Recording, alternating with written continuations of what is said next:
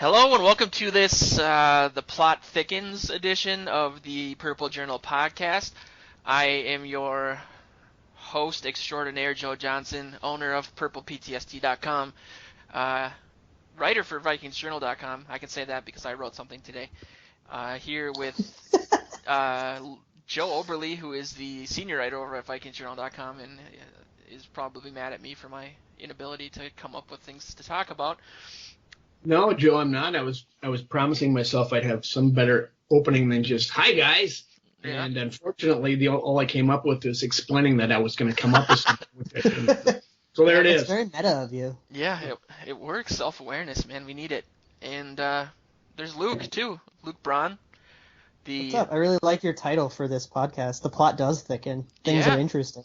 You know, I've seen this around, so I'm not going to pretend that this was like a joke or line of reasoning that I came up with. But it seems like everything's aligning for us to essentially have our hearts broken. Like, you know, it just, of course. It's the Vikings are never the team that really just bombs. You know, they always give you something to cling to and get hurt over. So I guess that's kind of where we are right now. I mean, if you take a little perspective, what the heck's wrong with that? You know, I mean, look at them. They're one of the top five, not five. They were five. They're probably 6 or 7 now in all-time wins, franchise win percentage wise. So they have been teasing us since their inception. And, you know, for a lot, you know, granted, I come from an era where there was more payoff. They got to the Super Bowl frequently in the 70s. And, nowadays, you guys probably haven't seen that, so maybe that's where this dire attitude comes from. But I mean, I'd rather have them be in it to the end, you know. And if they break our hearts, we're used to it. We have scar tissue, you know. We just shrug it off and move on. We've seen it. It's almost a matter of pride at this point. I feel like when it's really cold in Minneapolis, you know, we take pride in the fact that we live here for some reason, and it's the same thing with the Vikings. You know, I think that. You're right. I mean, I'd rather be in the situation we're in versus something like the Browns, where I don't understand why they have fans to begin with. I mean, there's really nothing to look forward to. It's a tortured bunch of people. I wonder if you added up all of the possible permutations of like how the last few games of this season could go, from like how many games we win, how many games the Packers and Lions win, and like how the playoffs could possibly go if we make it. Like, I wonder what percentage of those permutations aren't heartbreaking. That's a really good question, man. I wonder if 538 or something has like what our odds are. I know Dan Hansis has the pain rankings, and I think we're second in that now. After the Teddy thing, he moved us up. We're just below the Browns. Well, you know, but what about last year, fellas? Until, you know, okay, at least in the regular season, didn't they win like the last 4 games to make the playoffs and beat the Packers in Lambeau? I mean, come on, you got to enjoy that for what it was. I mean, to be perfectly honest, even though they should have won that playoff game last year, it was gravy. To beat the Packers in Lambeau, to win the division in front of their fans after the Packers were being picked for the Super Bowl like they are every other year, that was glorious. That was wonderful. The next part is the crushing part, you know, but you know, it's part of the deal. There's a picture of me on my phone from that game. I usually watch the games at a sports bar near me that is a Vikings bar. And I went there for that game, and after Barr knocked down that Hail Mary, and everybody just went ballistic at this bar. There's a picture of me just like laying on a bench at this bar, just like hands in my face, like I can't believe it. And it's just like the most like, it's just the epitome of that season. Like, I cannot believe we actually did something not Vikingsy for once. And then we did something Vikingsy right away again, but that's like beside the point. I was enjoying that moment. I really did feel that. And I've said this before, that, like you just said, Luke, Zimmer brought like an aura of anti-Vikingsy situations. Like, it just seemed like this was a different team that we hadn't seen before. You know, we wouldn't – a lot of situations, especially with Bridgewater, where we looked like we were about to blow a game. I'm thinking of like the Bears game last season, and we actually come back and score or put a dagger in, you know, other teams' momentum.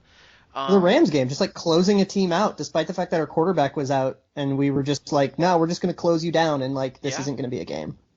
Yeah, so they went first year with Zimmer. What were they, 7-9 or with? Yeah, I went 7-9 and then 11-5, and now this year. How is this bad? How is that bad? You know, come on. I wrote an article every week. I work with the guys over at VikingsTerritory.com, and they send me a question to answer.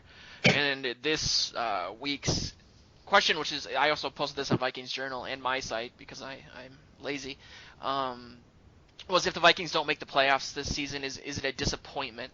And I kind of broke it down in two different ways, like the rational response and the emotional response. Like the emotional response is, yeah, we're going to be disappointed because we started 5-0 and we had a lot of expectations. I mean, people back then were talking about what our record might be if anyone could beat us because of our defense, so on and so forth. And rationally, I think you have to look at the injuries and everything, and look at the positive of the fact that we have a winning record right now, despite the fact that we've had a ridiculous amount of injuries. But I do think as a whole it would be a disappointment just because the bottom line is what especially Spielman put into the season and making it kind of an all or nothing situation. And it's not really anyone's fault, but it's still, I mean, I still would say it's disappointing. Oh, yeah, absolutely.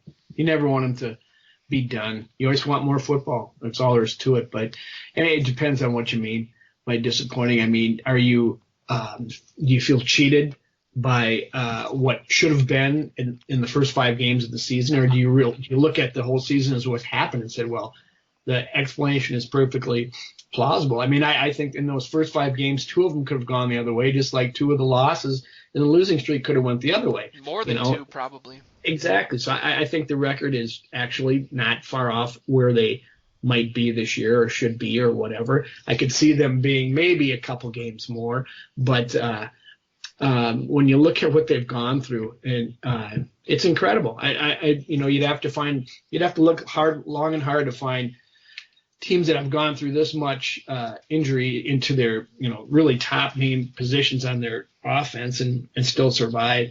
So if they, I still feel like they can. We're talking about Detroit here, and it's if they win 4 games, the Packers are out of it. So Detroit's got 2 tough games, maybe 3 tough games coming up, and it still can be done. How much of this season do you think you should blame on, like we were just talking about, Zimmer, like bringing an anti-Vikings aura, and then the football gods being like, no, that's not allowed, and then like smiting every knee they can find? Well, I was going to ask, to turn the disappointment question around, if we do make the playoffs, considering everything as a whole, don't you think Zimmer should be in the conversation for Coach of the Year? I mean, there was talk about that in the first part of the year, but I think you got to give it to like Jason Garrett. He's only seeing half the field now. How can you give him a Coach of the Year? And he's refusing to wear those sunglasses for some reason. Which I thought was I just cool. love that. That's such a like old man, like, yeah, the doctor said, but I want my Yeah, he was listening to the game on the radio because he had to keep his blood pressure down, the Dallas game, and I just pictured him sitting next to like an old-fashioned radio with an eye patch on, and it made me really happy. Think about it. Isn't that the guy you want? I love that. Coaching your team, you want the guy that says, I don't ever want to miss another game. I sat there and watched it and realized how what a privilege it is to coach this game, and I will never miss another game as long as I live. Knock on wood. That's the guy you want coaching your team. That's the guy you can rally behind and believe in, at least until he becomes Jeff Fisher. Not that it's going to, but it's someone you want to get behind. That's the kind of guy I want coaching. Yeah, and before a guy who like inspires the players, like that Dallas game, you could just feel them being like, let's go win one for Zim. Like, he never, like, let's go win one for Brad. Like, that never happened. No. Yeah, let's go lose for Brad, please. Before we get into that was a good segue by Joe, because Luke lives in Los Angeles, so he gets a lot of Rams stuff, which I guess I've heard that no one's even watching the games down there. Like, the market share is really low, but nobody wants to go to the Coliseum. It's historic, I guess. I mean, there's some like hilarious billboards still for like the Rams are coming home, and it's like Todd Gurley looking all cool. It's like, nobody wants this. They're terrible. Yeah. Well, before we get into that real quick, I just wanted to mention our sponsor, since I keep pushing that down the pipeline. But our show is sponsored by a site called SkullYourHome.com. Skull as in the Vikings way, not the delicious chew. It's run by a realtor named Nick Wimpris. He's a big Vikings fan and a great guy. So if you're looking to buy or sell a house, pretty much anywhere in the metro, but more over on the east side of the metro, check out ScollYourHome.com and help out a Vikings fan in his time of need. But yeah, man, what's going on with Fisher? I don't really understand how they gave him an extension and then like a week and a half later fired him. So the extension was given to him at the beginning of the year, and just the news leaked a week and a half ago. Okay. So they still fired him like a few months after giving him an extension because that front office is horrible and that's really complete. Bad. Yeah, that's really, it's like still bad, but not like as bad. Yes, I mean, in the same season that you extended him, you fired him. That's just bad. It's somebody Childress. You like extended him and then let him ruin your team by drafting not the best quarterback in this draft, and then fired him. And it's like you kept him around just enough to like burn your house down, and then you fired him. It was terrible. This is the kind that comes from a guy who wants the press room bathroom to himself at U.S. Bank Stadium or TCF Bank Stadium. He closed her down and wouldn't let anybody come in when he was. Jeff Fisher did? No, the guy who fired him. Oh, Stan Kroenke or Les Snead? Yep, nope, Stan. That's what he did. Yeah, he's their Red McCombs. He cares way more about money than winning. He got quite a lot of grief from the media that day. That was fun. Well, that's ridiculous. I love that story. What, did he get stage fright? Like he didn't want. And why would the media go in like to the stall next to him and ask him questions? Like that doesn't. Because the bodyguard blocked the door. What a weirdo. It's so weird. I love that. It is. It's hilarious. It's bizarre. What an ass. Yeah. So Jeff Fisher. Like we all know Jeff Fisher is bad. Like I'm one of about 1 million people who wrote hey, they should probably think about firing Jeff Fisher because he's terrible. But he had, I just love stories like this. If you look at like coaches that are bad, coaches that just shouldn't be head coaches, and look at like the trajectory of how they became head coaches, and like look back on Pro Football Reference and see where they started, it's like, how the hell did this guy get jobs? Like he was in Philadelphia, he was a position coach for a while, eventually became a defensive coordinator, and that made sense.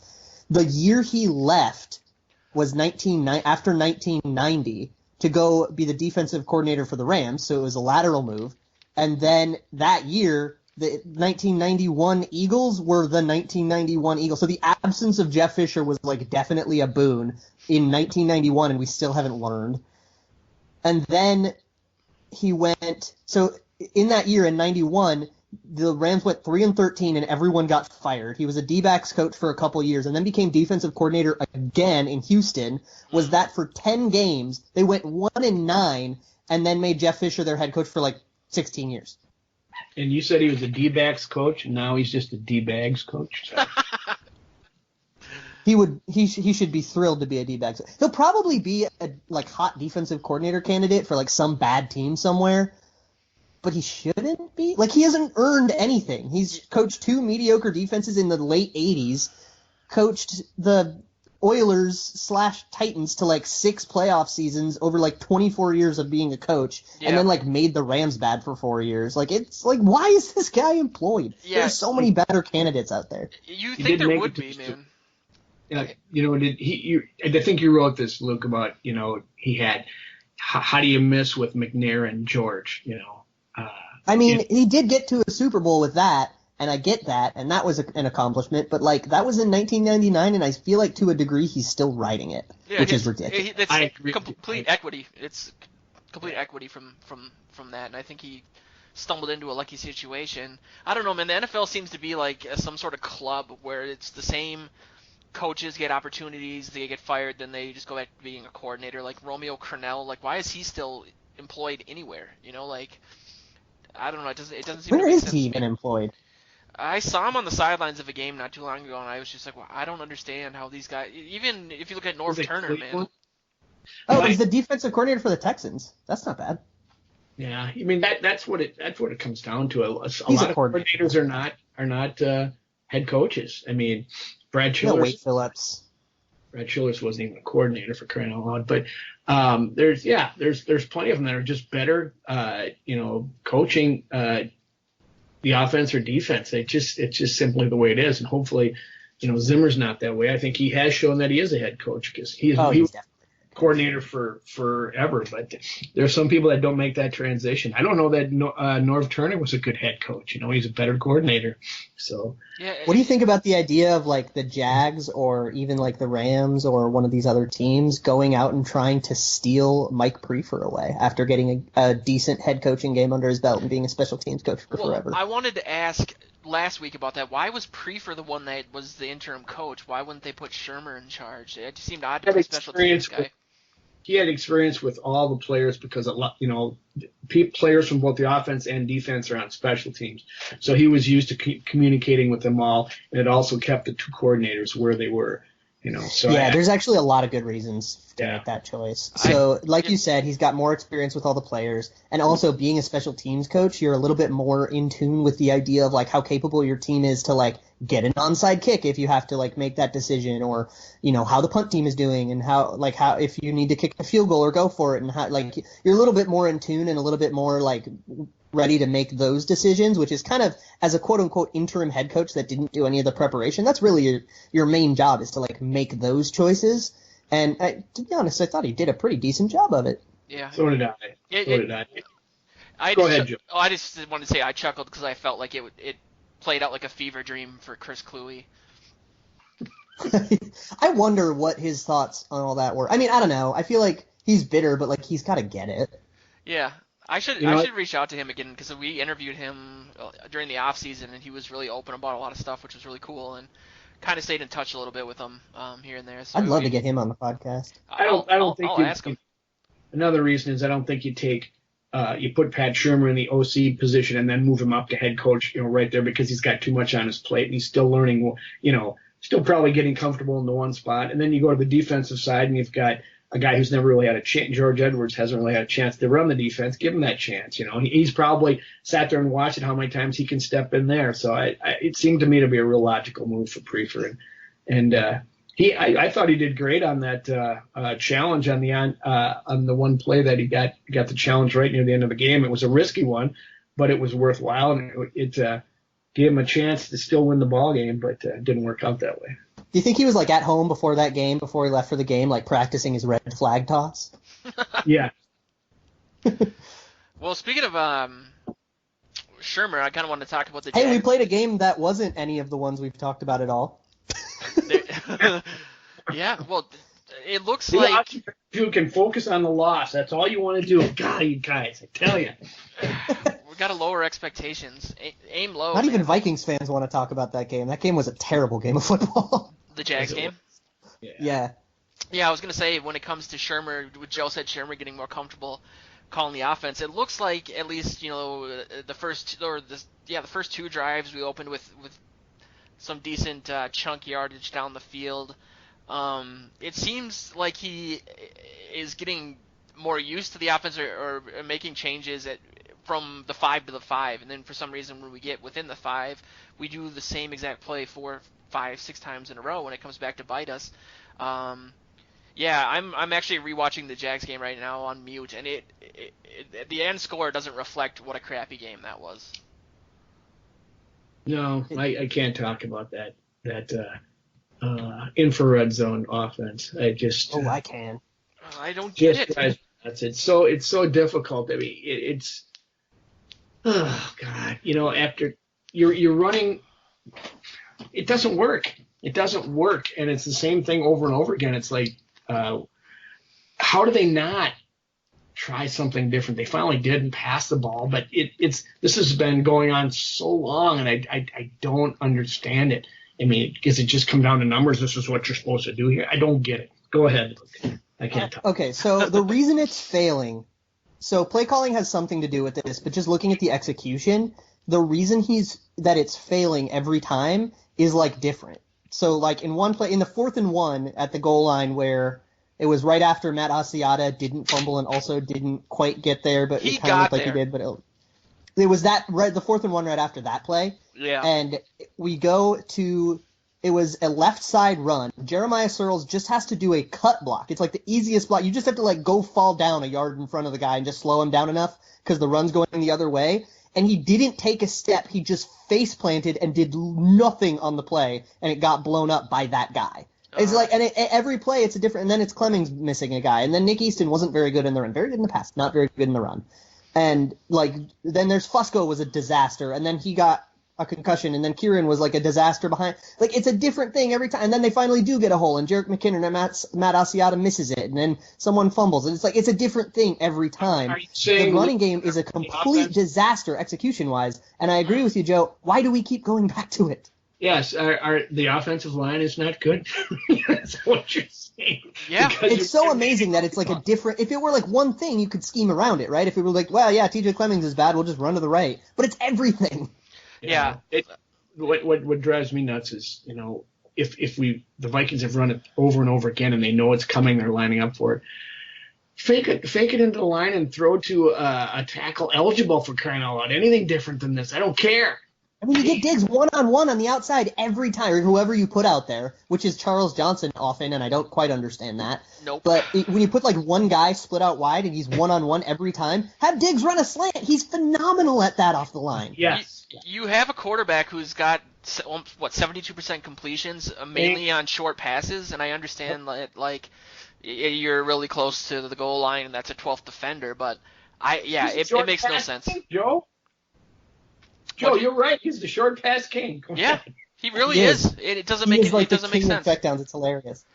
Yeah, there's another thing going around, and it's gaining a little bit of steam. And Kian Fahey is like the spearhead of this movement, but a lot of people on Vikings Twitter are picking it up because it's really true of us. So we do these like super tight jumbo formations in short yardage situations, goal line, or even just like regular 3rd and 1s in the middle of the field. And we'd get in this really tight jumbo formation, 3 tight ends and 2 fullbacks, like full house backup. We're inviting the entire defense to be in the box, right? Because they have no reason to have anybody deep because everybody is in tight and clearly blocking, and it's definitely going to be a run play. So we are inviting – we could put Matt Asiata and they're stacking the box. We could put me back there and they'd stack the box because everybody else is there. Like there's no reason for them to do anything else. We basically bring the defense into its most concentrated place and then run right at that strength. I don't understand why we can't split a guy out wide.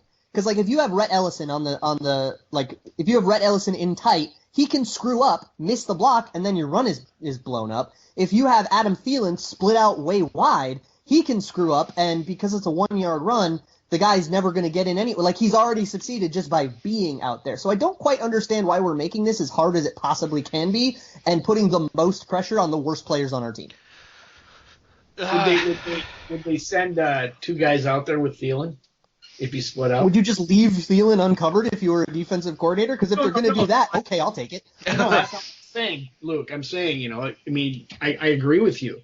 It is. Yeah, right. It's play calling, but if you split the guy out there, they're going to send 1 out there for sure. But would they send 2 out there because everybody else is bunched into the line? Have some guy take away the slant and sit in the middle in case you send off one of your tight ends. Running there, just in case. So you kind of just have like a linebacker playing a little further off just to like be there for that slant or maybe a safety. Yeah, I see what that's isn't that what happened with the Rudolph touchdown at the end of the game? Mm-hmm. Yes, he also sold a play action fake really well and got a linebacker to bite on it really hard. The linebacker that was trailing him on that touchdown got turned around. Rudolph sold the fake really well.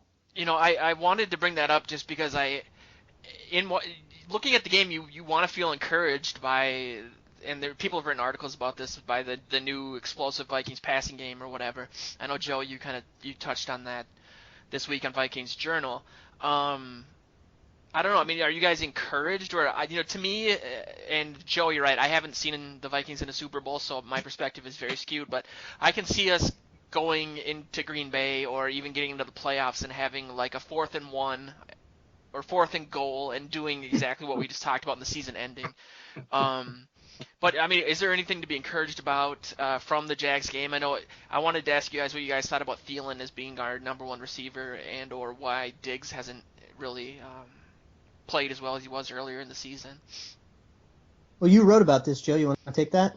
Well, I didn't write about that specifically. I guess I wrote about, the fact that they started throwing some longer passes. They opened it up a little bit and tried some to get the ball downfield against a very tough, pass defense. They apparently, I saw somewhere today, I think Zimmer talked about it. They saw some things in their coverages that would allow them some one-on-one coverage deep, and so they set up, they schemed to draw some people in, and so they could get those one-on-one coverage, and their receivers beat them. I mean, granted, Rudolph's was a kind of a broken play, which Bradford stepped up in the pocket, bought some time, and then found him as Rudolph was breaking away that first one. But the other two were by design, and Diggs beat his man on that kind of a deep slant, and phenomenal diving catch, and even Thielen made a great play up the left sidelines to and two great passes in there, so that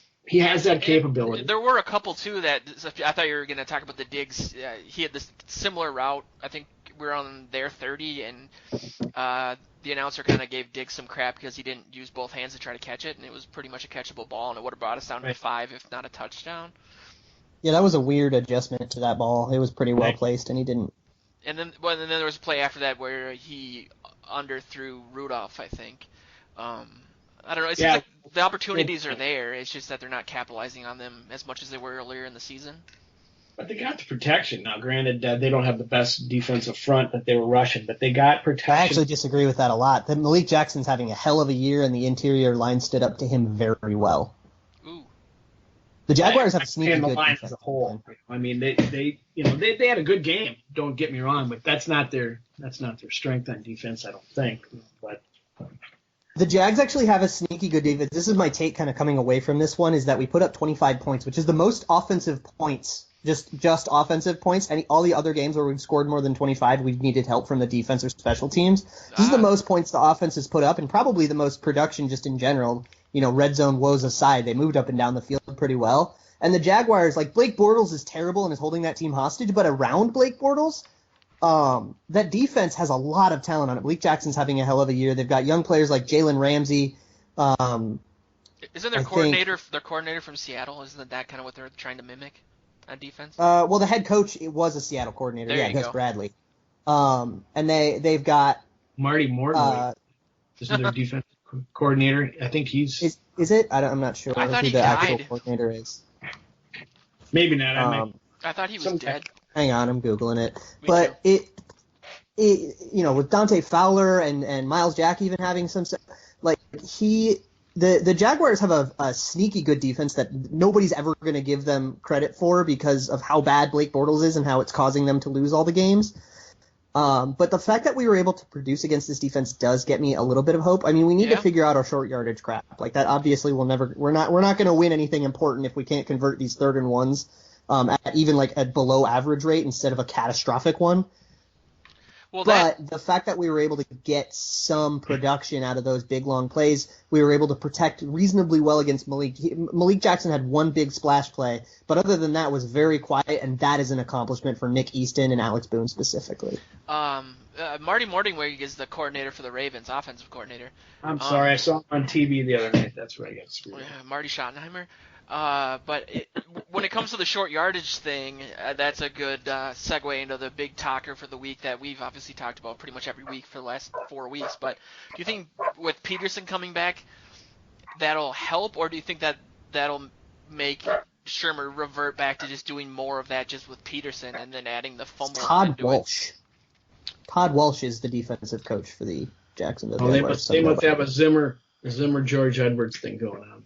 Maybe. Yeah. But anyway, sorry. But I for one am a little excited that AP's back. I think that when you look at those plays at the goal line, those are plays that Peterson historically has been able to capitalize on. I know the line is different, and he's getting as old as Marty Morningwig himself. But what are your guys' thoughts on him coming back? He looked just like early in the year. He looked just like the guy Asiata does, and occasionally McKinnon do now. There's no question about it. I mean, he was not finding in that first game and a half. He wasn't finding any space there either.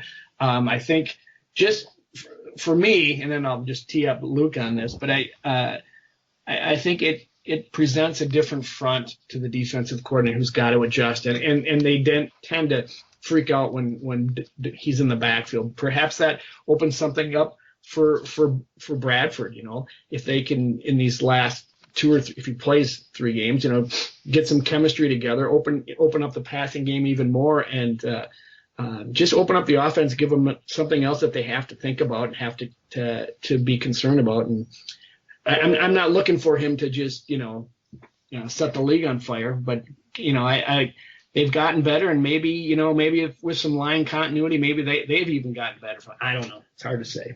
How much? So I disagree.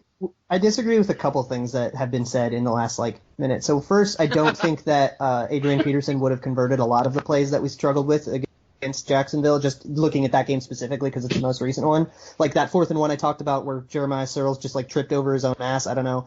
Matt Asiata got hit 2 yards behind the line of scrimmage. Adrian Peterson is a very good running back and can usually convert yards after contact to a degree, but the way the offensive line has been run blocking and the struggles that they've been having aren't something that he's just going to easily overcome like he's some magical elixir. And then the second thing is I don't think that defensive fronts need to they may need to change, but I don't think that it is a net positive for us because when you take Jerick McKinnon out and put Adrian Peterson in, you now basically just don't have to worry about him in the flat, which I think has a much bigger impact than, oh, hey, this is a possibly more powerful guy we're going to be hitting 2 yards behind the line of scrimmage. How much have we been taking advantage of McKinnon or Asiata in the flat anyway, though? I mean, it's not. We did it very well in this last game.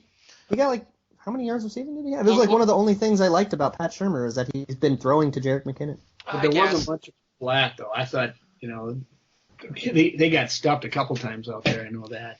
But, well, I just wanted to add that when it comes to the plays with Asiata, there were the fumble and then the one that was reviewed that should have been a touchdown. You have AP's got 3-4 inches on Asiata. You think he'd be able to break the plane on both of those if we're looking at theoretical situations, but I do think that he also probably fumbles those more often. I know, and that's the concern. I don't know. I feel like people are looking at the first 2 games and how bad he played. I do think that a lot of over AP's career, the fact that he doesn't do anything in the preseason, he always starts off pretty slow because he's rusty, and that was pretty apparent last year because he didn't play a whole lot, and that might be apparent in these last 3 games. But I do think that something needs to change. I mean, Luke, like you said, the running game is awful, and I think even having Peterson as just we talked about this off air, but the first and second down back, and then putting McKinnon in or Asiata on third down, that helps. I mean, I would love it if we were smart enough to do that. It just seems like the reality of this team is the defense is going to hold these teams to 16 or 17 points, and can we score more than that?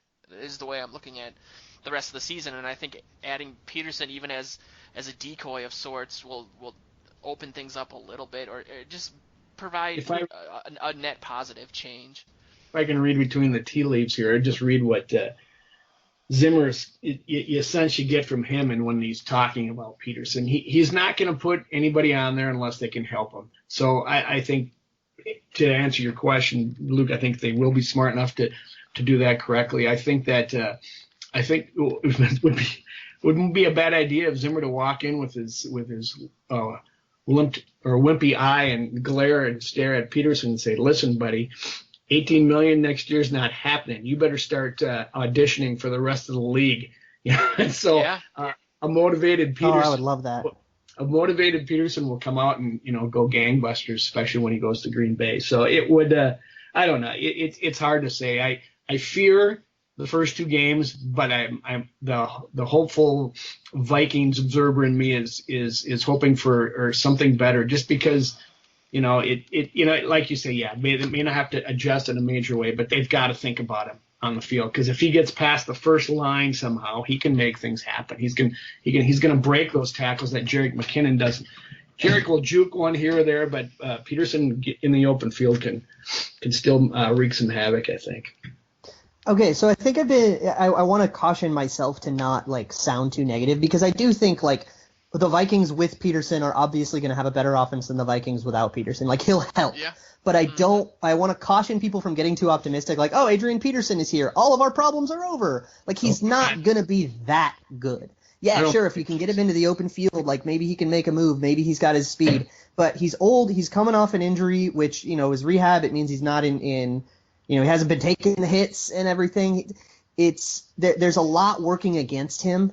And yeah, it'd be great to have him. It probably will help more than it hurts. Like, of course it will help, but I don't think it's going to be an elixir, and I don't think our offense is suddenly going to start putting up 30 a game. No, and I don't think they need to. You know, like I said, I do really think that if we can score 20, 21 points, that we can win out the rest of the season. The defense. I still think that's in question. That we'll be able to do it, or that's the reality of the situation? That we'd be able to do it. That is the reality. Oh, yeah, Easy definitely. dubs. McKinnon caught 6 passes last week, which was the most on the team. How many yards did he get? Just 38.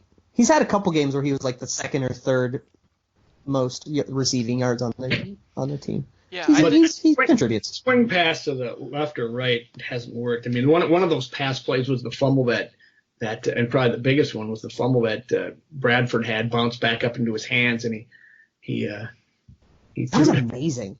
I know. I said that's the greatest check down play I've ever seen in the history of the thing. Like, he didn't miss a beat. It was nice. It was great heads up play. Man, I don't know. Teddy will always be wifey, but I love Bradford. Me too, man. It's hard to. I'm sorry. I don't think anybody's saying, at least I'm not, that he's going to be the magic elixir that's going to get him, to do anything. I mean, you must not go on Reddit. Pardon me? You must not go on Reddit. No, I don't. And I mean, he's going to be better. You can't be much worse. You can't be much worse. I like the quote that Alex Boone had today. We were asking him about it, and he goes, yeah, it'll be good to have him back. I just hope he doesn't run up my back. Yeah. They're worried about it too.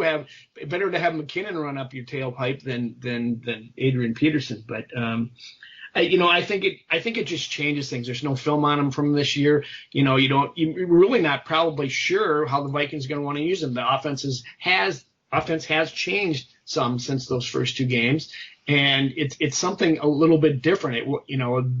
Than there. So there's that question, and I think that's such a huge thing in the NFL is to if you're really good at something, you can just pound and pound and pound away. But the teams, I think, are so close in competition, you have to have some kind of surprise element. You have to have something they're not expecting that they have to adjust to. And if that's the case, that he brings that. It's all more power to it as far as I'm concerned. Yeah, I think teams are going to respect Peterson.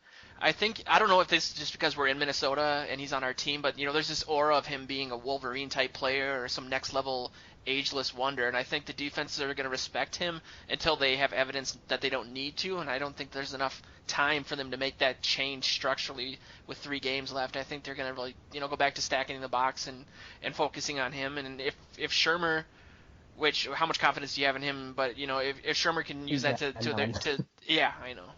the advantage, it could be great. But then again, this is the Vikings, and who knows? I mean, so we talk about how it changes, quote unquote, changes things for the defense, but I think it's the other way. I mean, we've complained for 6 years about how Adrian Peterson does this weird thing to offensive coordinators where they feel compelled to overuse him.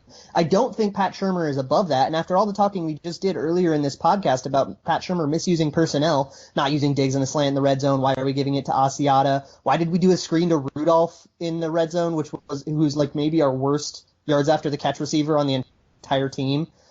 So, I mean, why do we suddenly think that Pat Shurmur is going to be good at evaluating and using his personnel? He hasn't shown that he's good at it. Neither has Norv. Neither did Bill Musgrave when he was here. Everybody just overuses Adrian Peterson and just feels that they have to do that for some reason, even though his skill set doesn't want you to do that. I agree with you completely. But I will say, from a devil's advocate perspective, or just in reality as a Vikings fan, I think people are expecting that because we have to, It's like waiting for a lifeboat on the Titanic as a third-class Irish person and saying, well, we'll just wait our turn. You have this false hope because you have no other option. What kind of Irish accent was that? I'm just kidding. I've been working on it. It's a little more Australian than anything else. But when's the last time there was 1920s Irish prejudice? That's a good question. Trump will bring it back. You raise a very good point, Luke, and about using him and how they've overused him. And I'm just thinking, like I said, I think the offense has changed since then, and I think Zimmer is smart enough to not. He didn't play Patterson when he wasn't producing. He didn't, he doesn't. He's going to do what's best. I mean, every time they ask him about Peterson, we play Whoever plays, plays. Whoever doesn't play. And we work with the people that are playing. If he can help him and he sees a way to do it, he will use him. I don't think he's going to fall down that trap again. But I just if he does, then it's a huge mistake. It's a huge mistake. That was the second point I was going to make before I got into my ethnic slurs. Maybe vintage. I feel like Zimmer, maybe his patience with Peterson has waned. Thinking about what he's had to deal with since he's come here from a Peterson perspective. Yeah, the offense of Sharif Floyd. Exactly. And so I feel like the hope, or maybe it's the delusional hope, is that Zimmer's going to override the Shermer, just hand it off to Peterson on first and second down and then throw a short pass and go 3 and out. I think he's going to do exactly what you said, Joe, and say, you know what, if you want to even come close to that $18 million, which is never going to happen, you need to conform to what we're doing now and go out there with a chip on your shoulder and on your knee, apparently, and show what you can still do. So, that's the hope that I have, is that Zimmer's basically like, you know what, I'm sick of this guy. I had to go down to his house and beg him to come back, even though he was suspended for abusing his child. I don't know what leverage he had at that point, but and I don't think it served him very well last week in the locker room to tell everybody, well, yeah, if they aren't going to make the playoffs, I'm not coming back. And just I don't blame him for that at all, actually. No, I'm not saying that, Luke. I don't blame him either.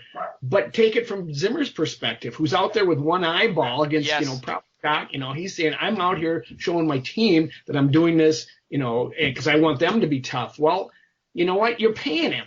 You're paying this guy money. I don't care if we're the last place in the league.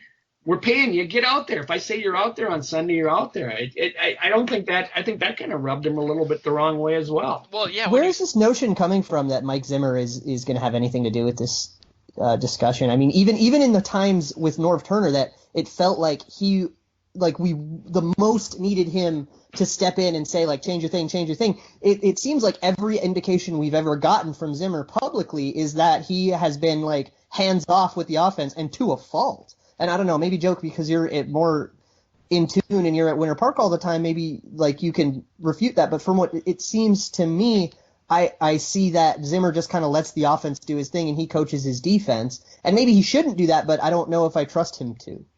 I agree with you. That's the way he's been and that's what he's done. But I think if it's a quote unquote head coaching decision where you got a player that you either want to play or don't want to play, he's going to have the final say. And if there's somebody who is, acting a little bit, impetuous or whatever the word is, I don't think Zimmer stands for that. He's trying to, his idea of being a head coach is really to lead by example, and he's had that opportunity with this eye situation. And if he sees somebody that's, the supposed star of the team, who they did go down to Texas to make him come back. You have someone that's just kind of not knuckling under for the team. I mean, there was people that were not exactly happy when he decided to sew his cartilage up, because rather than trim it and get back out there on the field, that was kind of a me first thing that some of the players reportedly felt. And so, this smacks more of it. And my impression of Zimmer, and when he's asked about him, he just didn't want to say a darn thing. And he was almost ticked off when he is. That I just get a sense. I don't have any verifiable facts that said this is how he feels, but it's just my sense in listening to him. Well, and I want to have another question. Oh, go real ahead, quick, Jeff. Just what you said about Norv Turner and the hands-off approach. At the same time, objectively, it was working. I mean, the team went 11-5. AP led the league in rushing. It wasn't like the offense was as stagnant as it has been this year. I mean, it seemed like the team as a whole worked because Peterson was the main component of it, and so Zimmer didn't need to really do anything about it. And maybe he doesn't know anything about the offense, so he doesn't want to. I think that the dynamic is just different now. I think, okay, so Peterson last year led the league in rushing, but he also had like 2 more games worth of attempts than any other running back, and had like a league average yards per carry. So that's a misleading stat. But I think another question, I don't think there's a question of if you play him. I mean, obviously you're going to use him to some degree. It's just a matter of like how much. And I've always been saying that Adrian Peterson would thrive the most in a Jeremy Hill-like role, which is 15 to 20 carries a game. and then however many other snaps if you have him in pass blocking snaps, or like however that needs to work for you to like be balanced. But 15 to 20 carries a game would be fine. I think where I get worried is the notion of he needs to carry it 35 times a game or we're going to lose. That is where it starts to lose you games and hurt your offense, and that's what I'm worried about the coaching staff doing just because he's Adrian Peterson. 2012 was a long time ago, man. But 2015 wasn't, and that's what we did last year. And like you said, he had that more attempts because it was working. Otherwise, we probably wouldn't have done it. It wasn't, though. We had like one of the bottom 5 total offenses in the league. I mean, our offense was not winning us games, and he was terrible on pass plays. He was terrible catching the ball. He had a league average yards per attempt. It was an average running game that we overused. But that was a necessity, though. I don't necessarily think we had a Bradford like quarterback that we could just shift things over and start airing the ball out. And I think that's why we ended up wasting a pick on Treadwell's, because we realized our passing game was 31st in the league, and a lot of that does have to do with the fact that we were handing the ball off too much. But at the same time, you go 11-5, you have to say it. Maybe it was necessity, or maybe it was because it's Adrian Peterson, but it wasn't necessarily the worst thing in the world. There was a huge reason to not give him that many carries in last year. Part of it was because we actually did have a quarterback who was way more capable than the opportunities we gave him. Teddy was last in the league in attempts by like a solid margin of attempts per game, because a lot of quarterbacks of that had to do with the line, though. I mean, he was pressured 50% of the time, so it was a lot of it did have to do with the line. That was another thing, but like the offensive line running behind them is also a problem. The other reason is we had Jerick McKinnon, who is being criminally underused, and most other teams now don't have an Adrian Peterson that they give every single carry to. I mean, there's like Ezekiel Elliott for the Cowboys now, but like that's very, very rare. So even quarterbacks or running backs like Doug Martin, or running backs who have, historically had very good seasons, have had it with another guy spelling them a lot more than the Vikings spelled Adrian Peterson, and it's worked a lot better, not only to keep them fresh, but because they have different skill sets. And that's not necessarily a knock on Adrian Peterson. For the last 10 years, he's been one of the best downhill runners of NFL history, but he's not good at other things, and when we need to do other things, it's okay to use other players. And I think what coaches do is get just so over obsessed with, well, we have to feed Adrian because he's the best player on the team, and that's not true when it's coming to pass plays. It just is not true. He's the best runner on the team. That's it. Randy Ratio. No, I completely agree with you, man. I mean, I think he should go back to what he was doing as a rookie. Like you said, that was more like 10 to 15 touches at times. Get him in there in first and second down, and use McKinnon like we used to use Chester Taylor. I think that's a perfect thing. I agree with you, man. I in no reality do I want to see us handing the ball off to Adrian Peterson on first, second, third down and reverting back to some sort of offense, because I don't think we're in the same position as we were in 2015. I do think Bradford is leaps and bounds better than Teddy was last year. I think that the passing offense obviously is evolved into something that's at least good enough to get down to the 5-yard line. I think Adrian Peterson can help down there. I also think he could hurt us, but I do think at the end of the day it's a net positive, and I think if they do it the right way, and we agree on what the right way is, things could get interesting, man. I mean, the NFC, the playoffs aren't a pipe dream. I mean, I don't know what the scenarios need to be for us. If we win out, I mean, I guess that would help, but I mean, what do you guys see in regards to the playoff picture and where we're at with the wild card? Stafford's hand exploded. Maybe the Lions might not end up winning the division. Could you imagine if they collapsed and went 9-7, and then like somebody else came in? It'd be so Lions. Yeah, they've played so anti-Lions this season, mainly because of Stafford. But I can totally see that happening. And then in my reality, what wakes me up at night is I see Green Bay somehow winning the division, and me having to join an anger management program. That's what everybody says. Vikings are going to beat them. We're like battered person syndrome. Okay, so there's actually this is super interesting right now, because there were a lot of people on Sunday, because literally every game we needed to go a certain way did not go our way on Sunday, except for the Vikings winning. I think if the Vikings had lost the Jaguars game, we would have been at like a 5% chance or something, because everyone else won. However, there's still, if the Vikings win out, which has kind of been the attitude anyways, is we have to win out, the Vikings winning out and still not making the playoffs is like the least likely scenario. The more likely scenarios are that we go we lose one game down the stretch and then lose out on tiebreakers, or just lose out because there are teams that are better than us. That's the most likely scenario. And then maybe the only scenario that is less likely than the Vikings being 10-6 and out of the playoffs is the Vikings winning the division. Oh man, I don't know. I get so resentful of some, like, just thinking back. Both those Lions games were so damn close, and it's, I just don't see a reality where we lose games like that, or the Dallas game, and still make the playoffs. Those close games, just, man, they're gonna end up killing us in the end. I think. Well, they were definitely that's your season right there.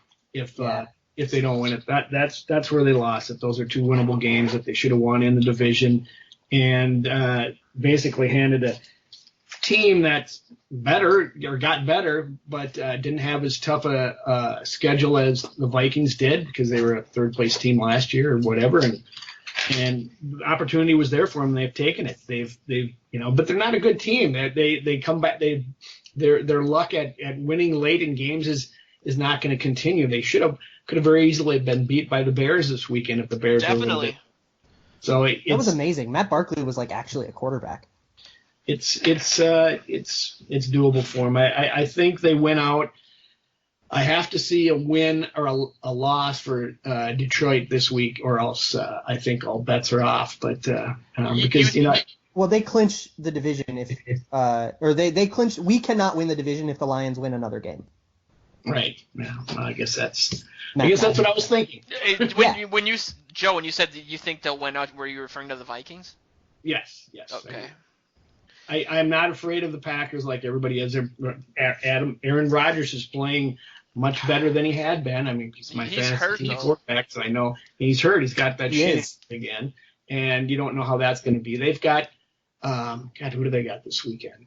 Do they have a tough game or not? But they've got the Vikings and the Lions yet, so they have two division games. I'm not.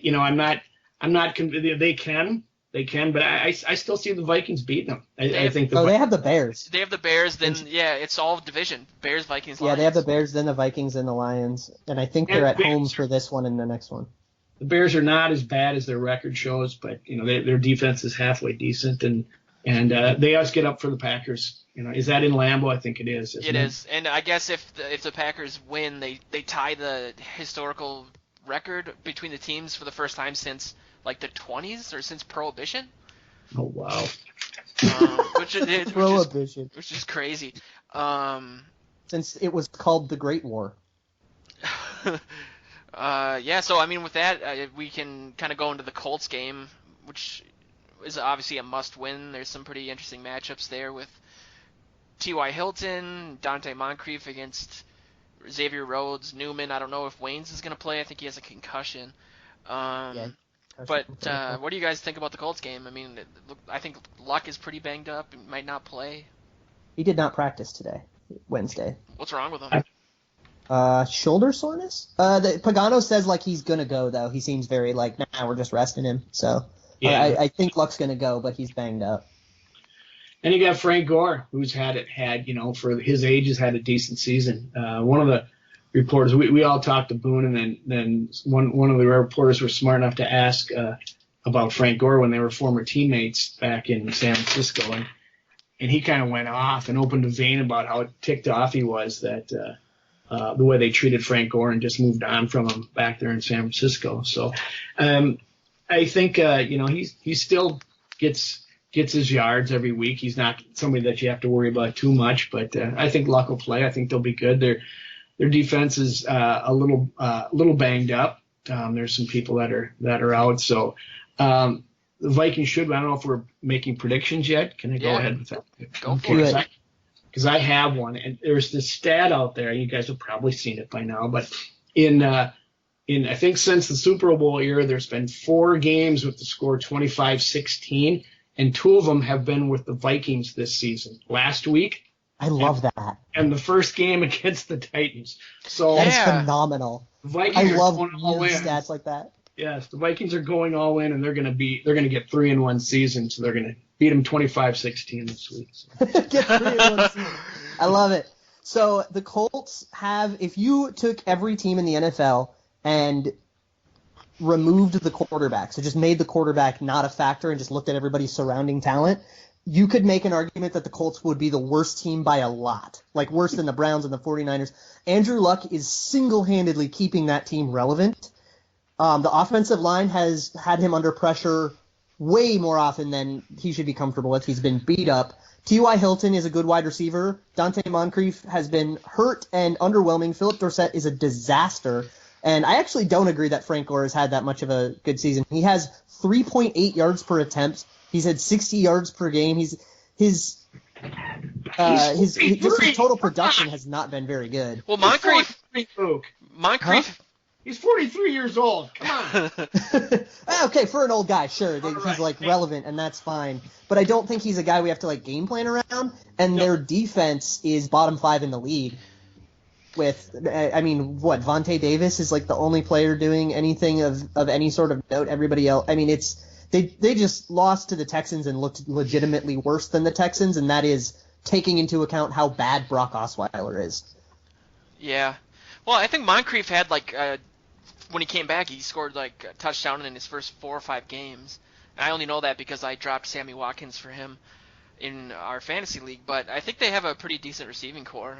Outside of that, looking at some of their media and stuff, they're obviously kind of ripping. They're saying the offensive line is terrible and they don't protect Luck, and I guess his elbow was also screwed up, and he had a concussion at the end of November, so he's pretty banged up. But I think I don't know. I think Moncrief is pretty good. I think T.Y. Hilton's a top 10 receiver probably. So that'll be interesting. But our defense is kind of on a roll right now, and I think especially our defensive line is really going to get at them early in the game. Could get Harrison. Put it this way. Oh, that might happen. I don't think it doesn't sound like it's as optimistic for this week as it is for the Packers game. And if that were to be the case, I would love for him to come back for just the Packers game. So just to put the matchups into perspective, T.Y. Hilton, pretty good receiver, but if we can have Xavier Rhodes shadow him, I have no doubt that Xavier Rhodes can at least limit T.Y. Hilton, if not shut him down completely. Newman against Moncrief is also a pretty good matchup, although does Moncrief line up in the slot? He might go up against Captain, which would be even better. Yeah, he does. I think with Hilton, the fact that he's 5'9" versus a big corner like Rhodes, I think that's going to be the key to that matchup. That might mean that we don't have to have Xavier Rhodes shadow, and that we can trust Terrence Newman against him, because it's not that might be a thing. Yeah, we might not see shadowing, which I actually would be okay with. I mean, Newman's had just as good, if not better, as a season as Xavier Rhodes. And looking at that terrible offensive line of the Indianapolis Colts, they're very bad. They're not as bad as ours, but they're very bad. Yes. And we get Everson Griffin and Daniil Hunter and Brian Robeson teeing off all the time, not to mention Linval Joseph. Yeah, Robeson's having a renaissance the last couple weeks, man. He's been out of control. How often has Xavier Rhodes actually shadowed a receiver? I mean, that doesn't seem to be. He shadowed Kelvin Benjamin. He shadowed Odell. Okay. And I think he shadowed Dez. Yeah. He may not have shadowed. Oh, yeah, obviously the Odell thing. That was I had surgery that week, and that was the number one thing on ESPN was how pissed off Beckham got about Rhodes. But yeah, man, that was very fun. For my prediction, I think it's a home game, which is huge. It's all going to come down to the offense. I honestly don't think Peterson's going to play either. I think the symmetry with him going out against the Packers and then him coming back, it's almost like a movie. That is storybook. It's like Michael B. Jordan plays Peterson in about 10 years in some sappy story. But I do think we're going to win, and I think it'll be close because it's always close, and I can't relax. So it'll be, I'd say 21-17. And I do want to point out that since we haven't talked about this at all, that probably our MVP for the last couple of weeks has been Forbath, who a lot of people, especially on this podcast, didn't want to get rid of Blair Walsh Because the theory was, who do you replace him with? And so I just want to rub that in Joe's face a little bit, because Forbath has been amazing, and he's validated everything that I've done, and it makes me. I'll take a little heat for that. This weekend, since that's exactly what I wrote there, young whippersnapper.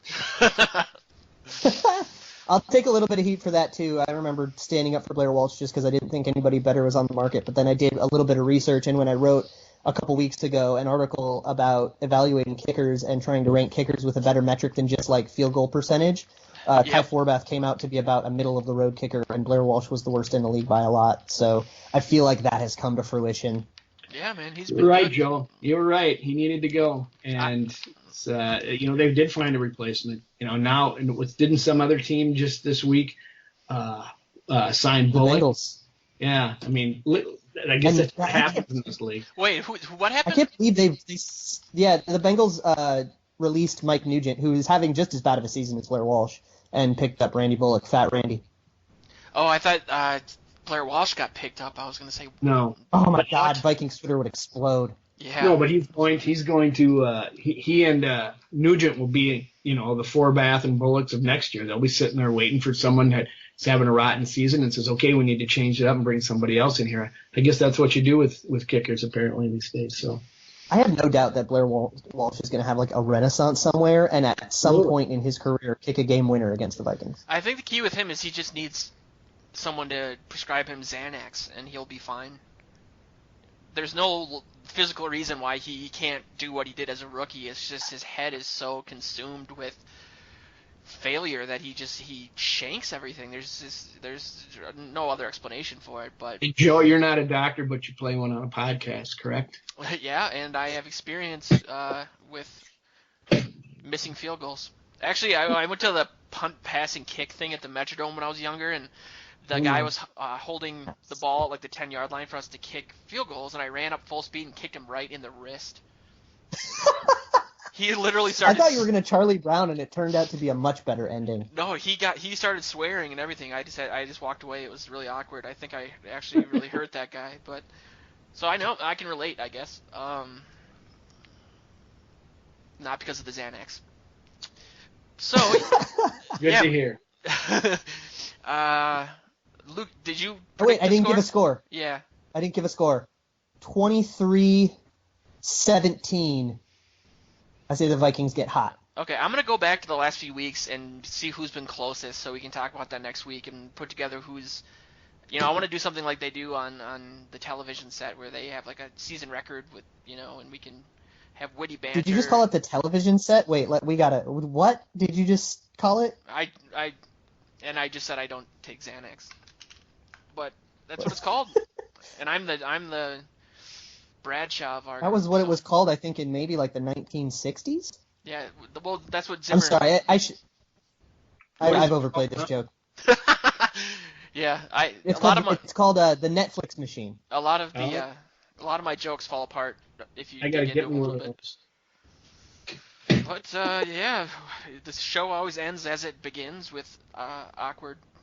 We're like a 10 p.m. news crew that always has like a puppy at the end. Then they make a joke and the cameras turn off and they just stare at each other. All want to leave so bad at that time. Thank God there are no cameras in this thing. Oh my goodness. We'll have some in the future. Those awkward smiles between anchors that can't stand each other. Oh yeah, you disagreed with me, didn't you? Through clenched teeth. So. Like that scene from Anchorman. Totally. So yeah, what? I said, so there it is. Yeah, there's the show. Thanks for getting this far, the few of you that did. Again, I want to shout out our sponsor, SchoolYourHome.com.